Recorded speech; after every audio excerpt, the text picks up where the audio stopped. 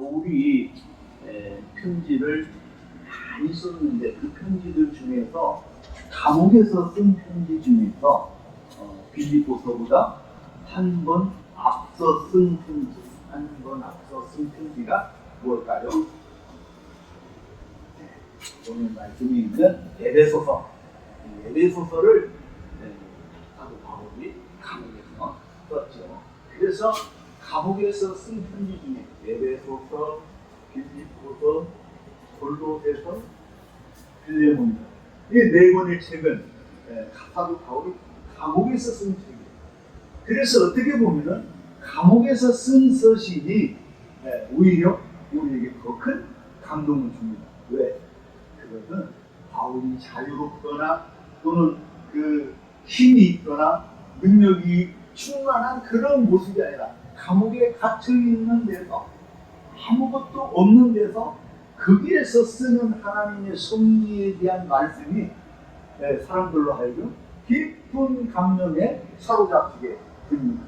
그래서 이 빌립보서를 읽을 때에 우리는 한없는 기쁨과 감사 그리고 하나님을 향한 뜨거운 찬양이 있게 된 것이죠.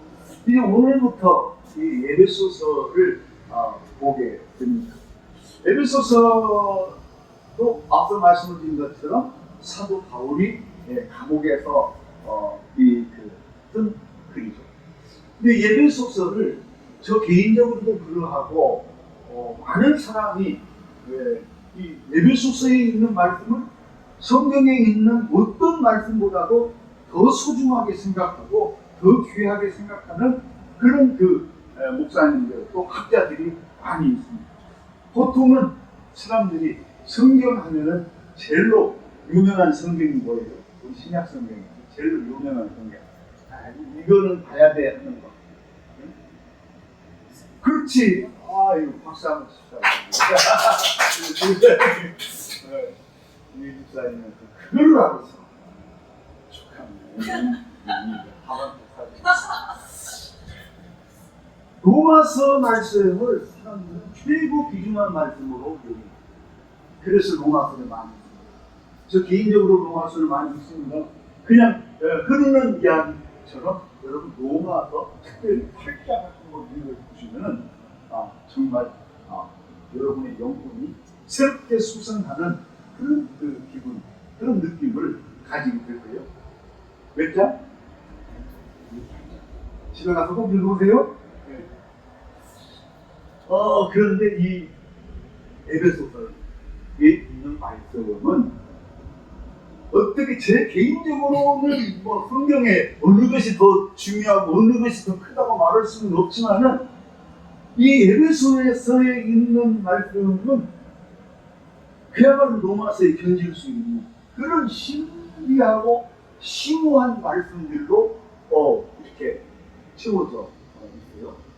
그리고 또 우리가 이제 저 개인적으로도 굉장히 에베소서를 소중하게 생각하는 것은 지금 이 시대에 여러분 지금 이 시대의 교회의 위상을 우리가 한번 생각해 볼 때 우리 교회가 지금 어디 가서 얼굴을 내밀 수가 없어요.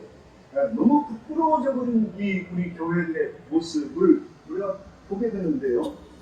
그런데 이때에 정말 이 에베소서에 있는 교회관 이 말씀을 우리는 정말 이 말씀을 잃어버리면은 우리 교회도 어떻게 보면은 이 세상의 풍랑 속에서 사라질 수밖에 없는 그런 위기적인 상황이 올 수도 있다.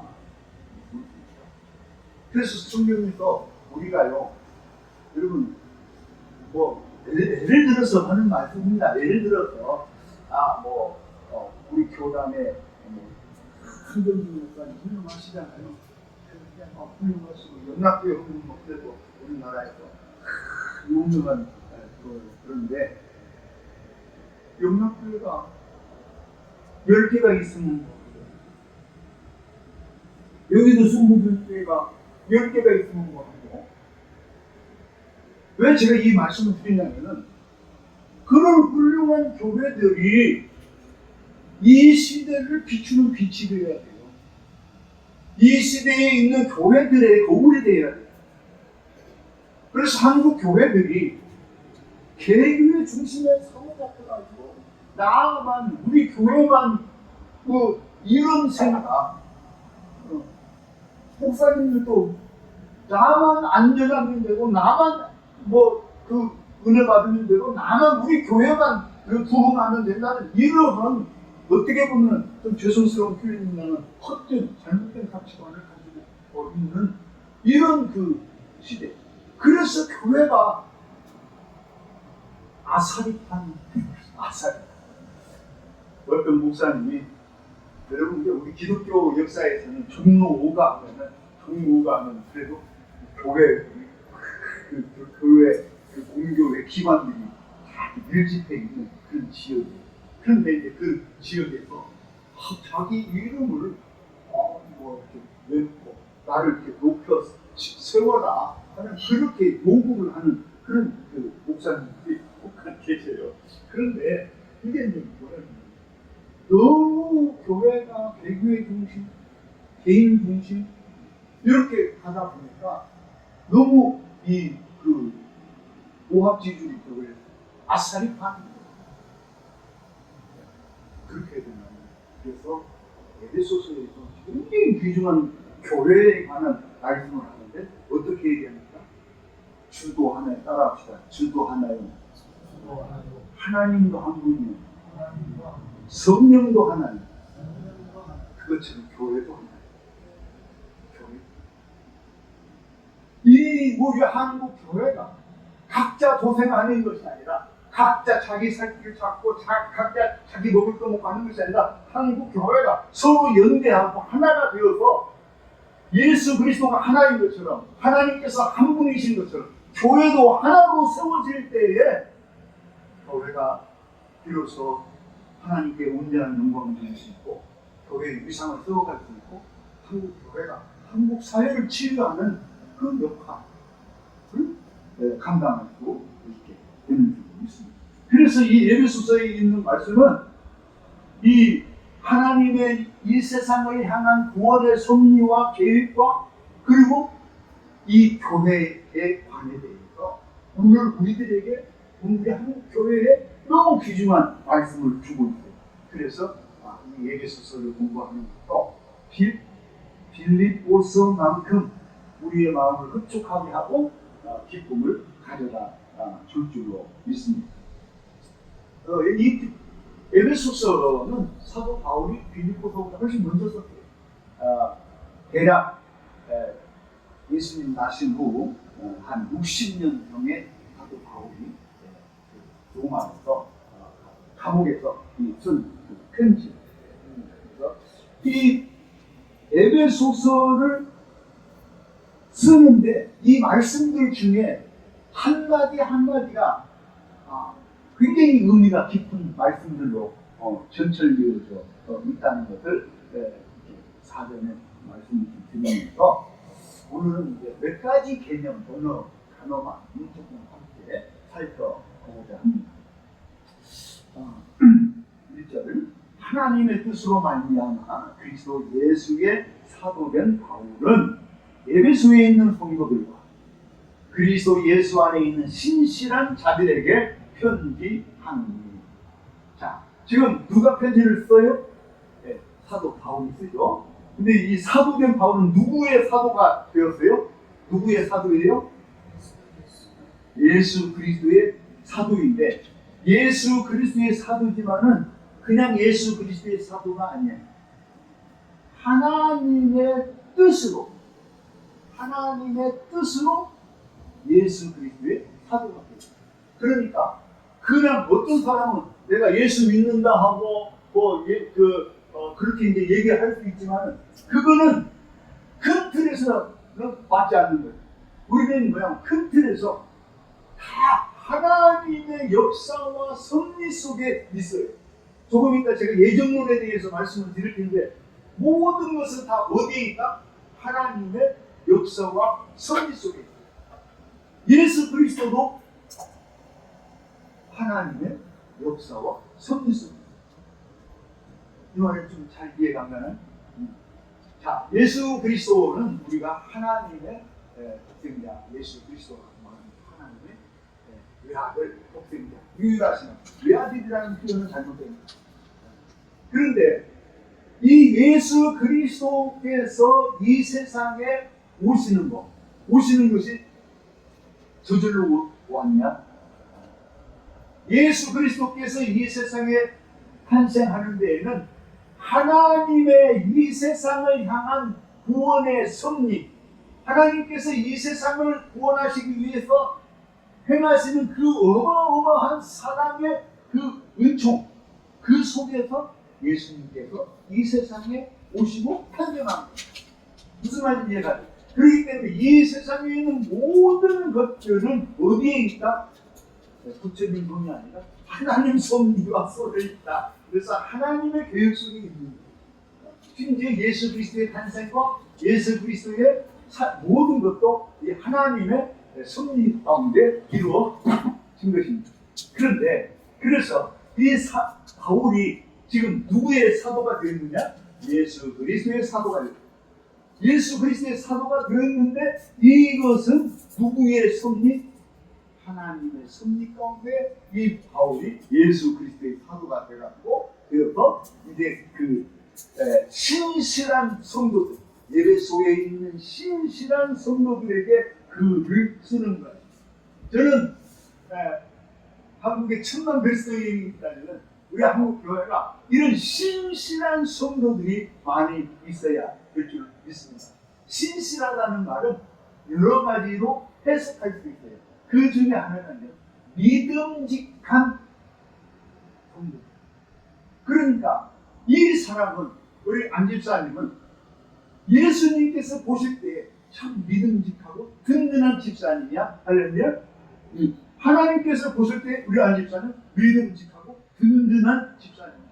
그런 믿음직하고 든든한 집사님이 신앙생활을 올바로 잘 해나갈 수 있도록 사도 바울이 지금 그 교우들에게 이와 같이 펜을 들어서 편지를 쓰는 거예요. 할렐루야? 이것은 그냥 개인적인 인간의 잡다한 생각과 고민이 아니라 하나님의 섭리 속에. 그래서 어떻게 보면 빌립보 교회에 있는 교우들에게 해당되는 말씀 같지만은, 그런데 한 가지 추가해서 말씀드리면, 이 에베소서는요, 에베소서이지만 사도 바울이 이 글을 쓸 때에는 에베소 교회뿐만 아니라 그 주변에 있는 갈라디아 교회, 서머나 교회, 이런 교회들이 이 책을 읽고 이 편지를 읽고 함께 다 은혜를 받게 하기 위해서 쓰여진 책이다. 아멘? 그렇게 기록되어 있습니다. 그래서 오늘 우리 한국교회도 이 에베소서를 읽으면서 은혜를 받고 힘을 얻고 위로를 얻고 소망을 가지게 됩니다. 마찬가지로 그 시대에 많은 주변에 있는 교회들도 이 에베소서의 편지를 보고 위로를 받고 힘을 얻고 소망을 얻고 담대함을 얻고 믿음을 가지게 되는 거예요. 그렇게 된 그 빛서 기록되어진 게 이 에베소서 2절 말씀.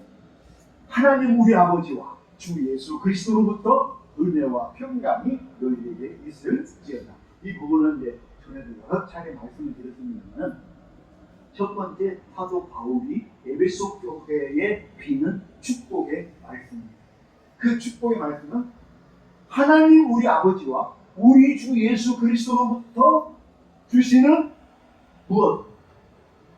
은혜와 평강. 은혜와 평강. 아니, 사도 바울이 지금 축복을 비는데, 그러면 조금 더 좋은 것 좀 빌어주시지.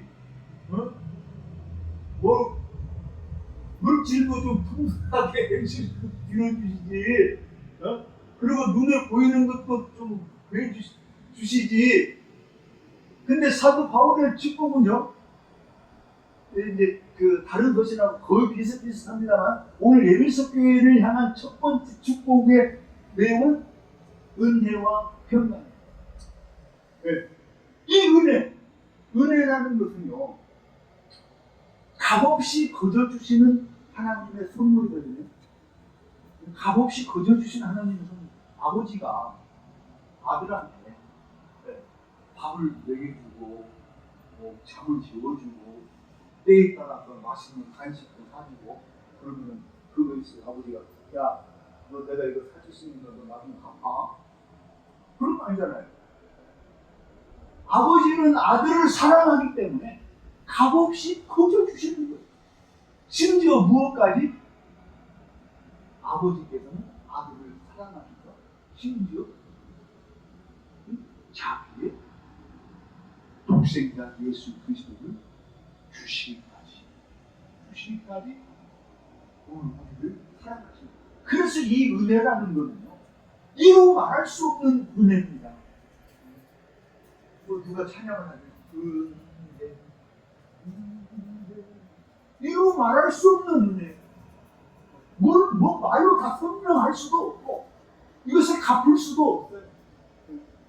하나님께서 나를 사랑하셔서 나를 구원하시고 나를 구원하시기 위해서 독생자 예수 그리스도의 십자가에 못 박혀 죽기까지 행하신 그 사람, 이거는 더 이상 어떻게 표현할 수 없는 어마어마한 하나님의 은총입니다. 이거 갚는 게 아니야. 어떤 분은 전도에서 교회를 들어오면 교회는 겁나는 헌금이 아니라 겁나는 거예요. 근데 이 사람은 뭔 생각을 하냐면 교회 가면은 의뢰인 헌금을 해야 돼. 왜? 하나님께서 은혜를 주시는데 그 은혜를 받았으면 나도 마땅히 헌금으로 보답하는 것이 마땅한 도리라고 생각해요. 그거는 그분의 인간적인 사고야. 하나님은 그렇게 우리가 헌금으로 또는 무엇으로 이렇게 보답하는 그것을 원치 않아요. 다만 하나님 원하시는 게 있어요. 우리에게 원하는 게 그거 뭘까요? 우리 예수 믿는 사람들, 우리 인생들이 하나님께 반드시 해야 되는 게 있어요. 그게 뭘까요? 네? 찬양.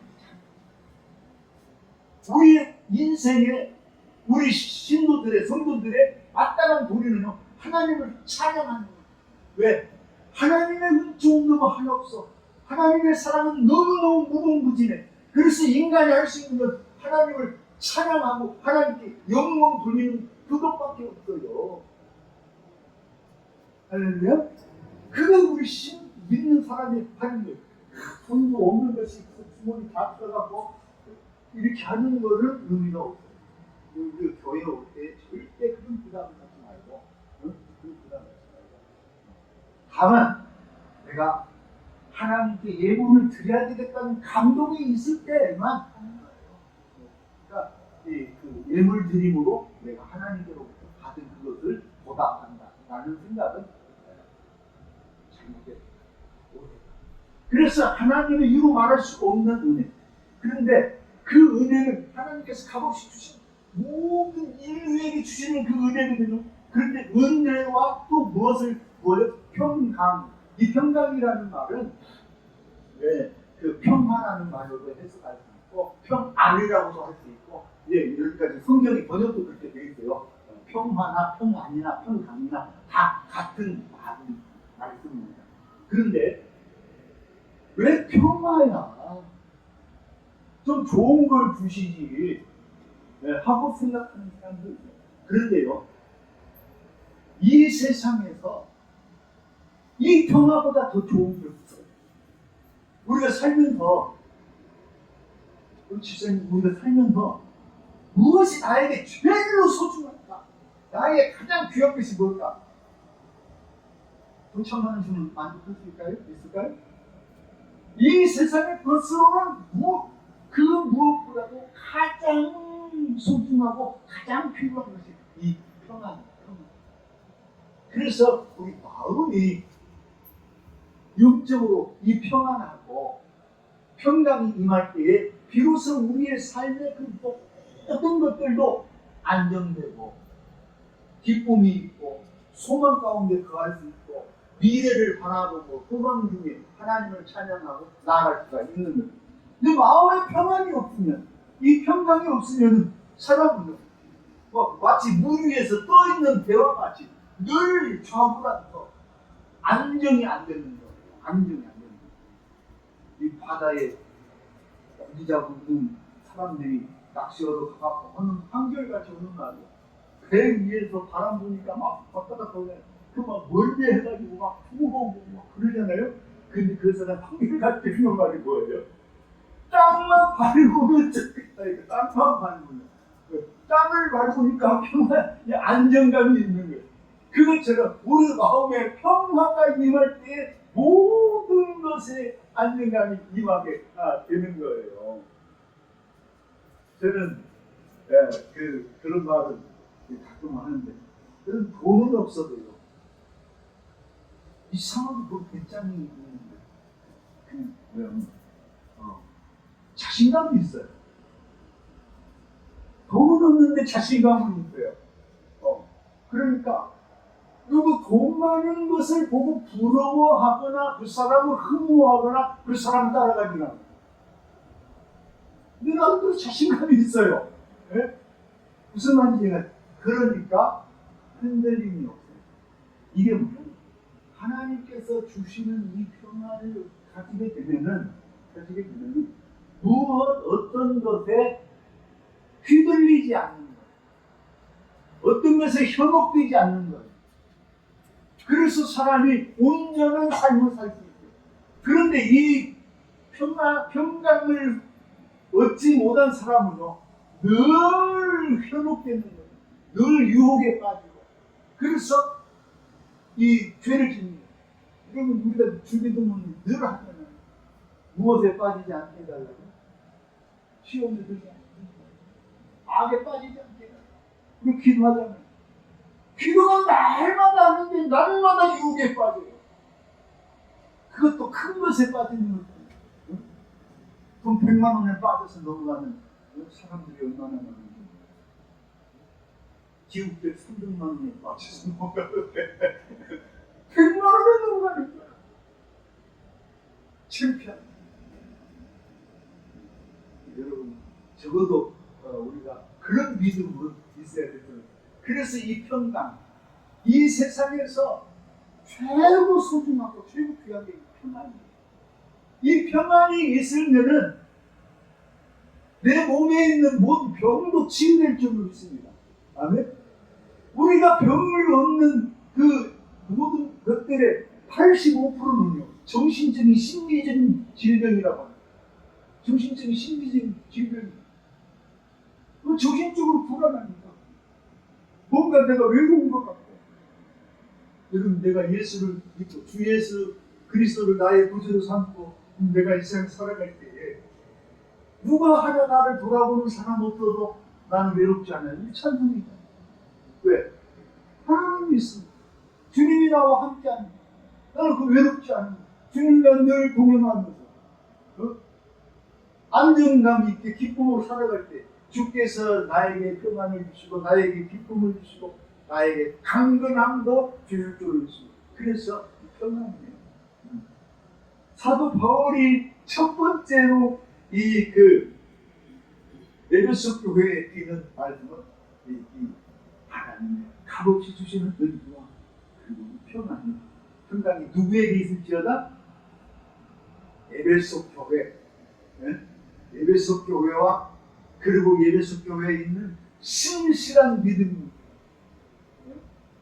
그 사람들에게 함께하기를 그렇게 축복합니다. 오늘 우리가 이 은혜와 평강이 넘치는 그런 믿음의 교회자들이 다 되실 수 있기를 주의 이름으로 축원합니다.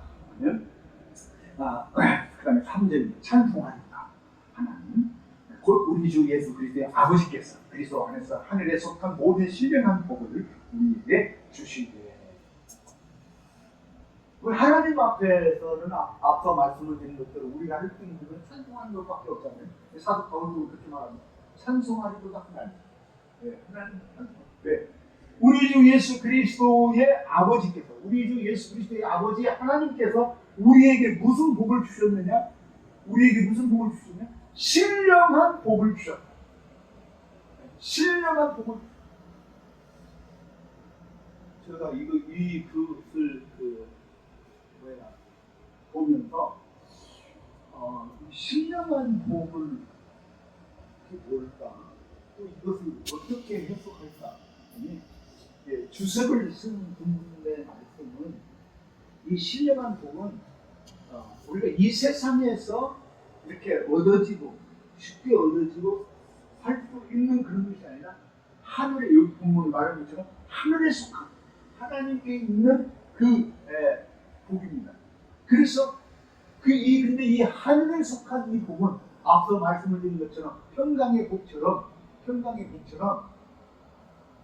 어떻게 보면은 내가 이 세상을 살아갈 때에 필요한 모든 요건을 충족시키는 그런 복이다.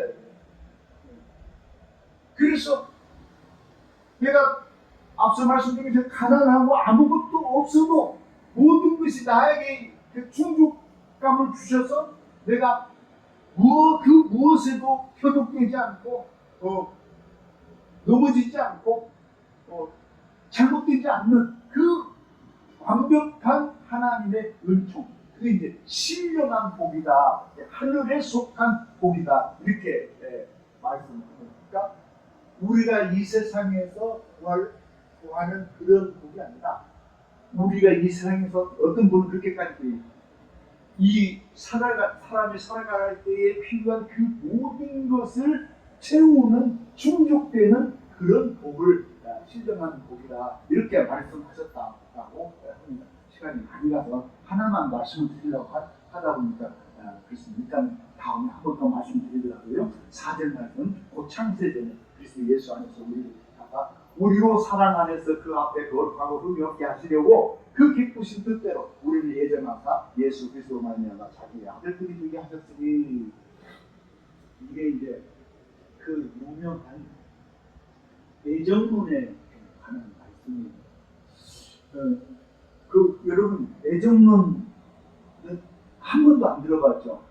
아니 진짜 그동안 애정론 한 번도 안 들어. 제가 안 한 것 같아. 애정론에 대해 말씀 안 드립니다. 근데 이제 우리 장로교잖아요. 우리 장로교는 이제 칼빈이 창시자고, 우리 칼빈 하면은 칼빈은 뭐냐면 애정론이에요. 애정론. 그래서 우리 장로교는 애정론을 믿는 사람들이고, 그래서 이제 감리교 같은 데는 이제 자유의지론을 좀 더 강조하고 그렇습니다만은, 이 애정론을 내 토대가 되는 말씀이 오늘 이 에베소서 1장 4절 5절 말씀, 로마서 8장 29절 30절 말씀, 그리고 로마서의 몇 군데 이제 토기장의 얘기나 이런 것들, 애정의 말씀이 있습니다. 이 애정론에서 중요한 거는 뭐냐면 사도 바울이 이렇게 말하는 거예요. 안일자님, 하나님이 당신을 사랑하셔서 이미 오래전에 당신을 하나님께서 계획하고 승리하셔서 오늘 있게 하셨습니다. 그거 믿어져요? 믿으시기 바랍니다. 누구나 다 마찬가지입니다. 우리 집사님이 하나님이 당신을 사랑하셔서 이미 오래전에 당신을 향한 섭리와 계획과 뜻을 두고 당신을 부르셨습니다.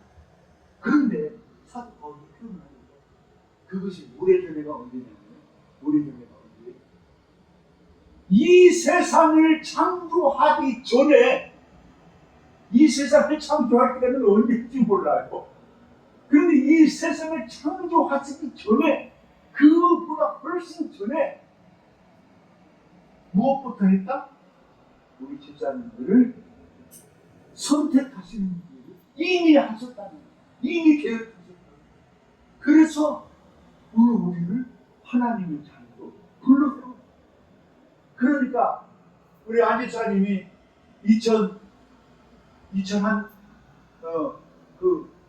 2000년대 초반에 우리 교회를 이렇게 오셨잖아요. 2001년도부터 오셨다고 생각하면은, 그러면은 2001년도 때 어느 날 갑자기 강 목사를 만나가지고, 강 목사 믿을만 하네, 뭐 같이 신앙생활 할만 하네 해가지고 그렇게 해서 교회를 나온 게 아니라 이미 창세 전에 이 세상을 창조하기 전에 하나님께서 여러 가지 섭리들 속에서 그 안집사님의 조상들의 관계들 속에서 그 모든 것들을 다 헤아려진 하나님의 놀라운 사랑의 손길로 하나님께서는 이 갈릴리 교회에 모셔서 믿음을 갖게 하고 하나님의 자녀가 되었습니다.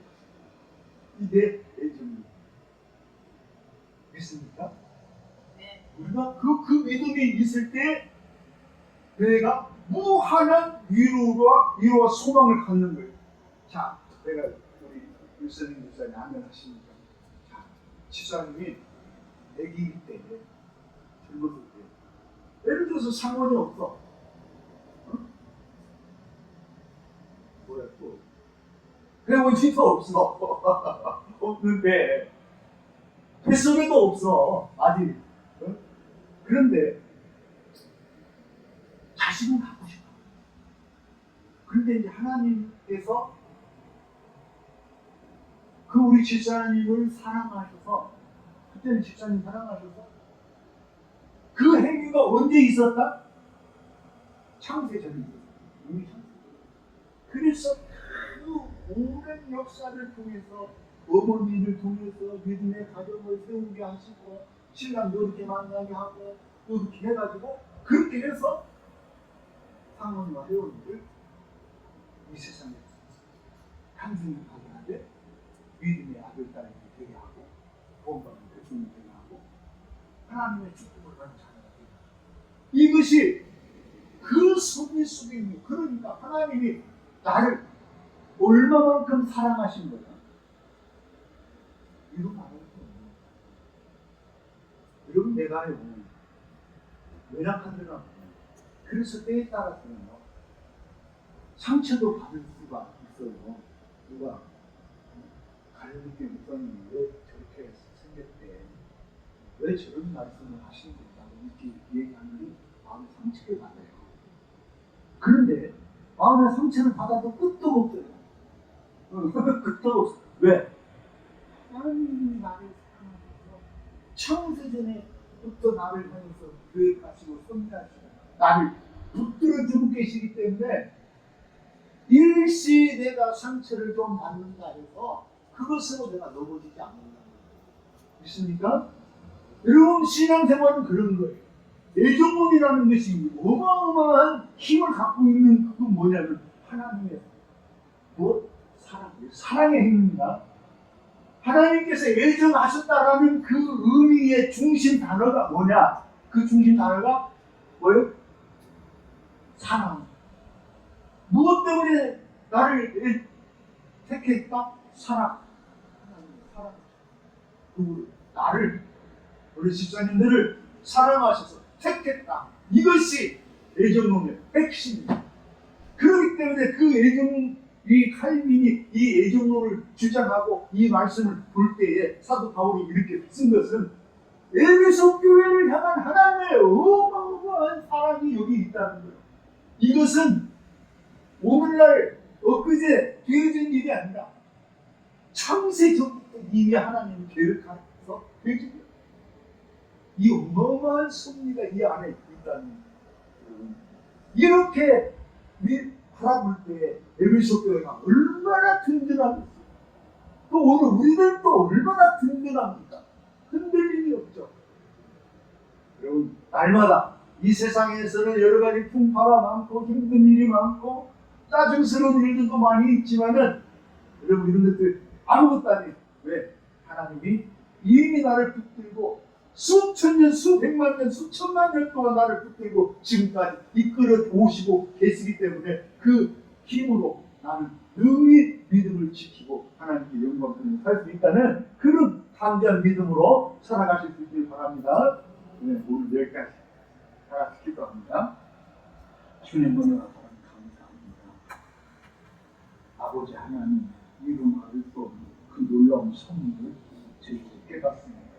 주여, 저희에게 더욱 굳건하고 담대한 믿음을 주시고 아버지 하나님께서 우리가 헤아릴 수 없는 그 시간대로부터 우리를 사랑하셔서 이와 같은 승리로 역사하셨다는 것 우리가 깨달아 알게 하여 주옵소서. 그래서 오늘 우리는 오로지 하나님 앞에 찬송과 영광 돌리는 복되고 귀하고 아름다운 성도들이 되게 하여 주시옵소서. 오늘도 불러주셔서 감사합니다. 예배하는 신부들은 아버지 하나님께서 한량없는 은혜와 평강으로 축복하여 주옵소서.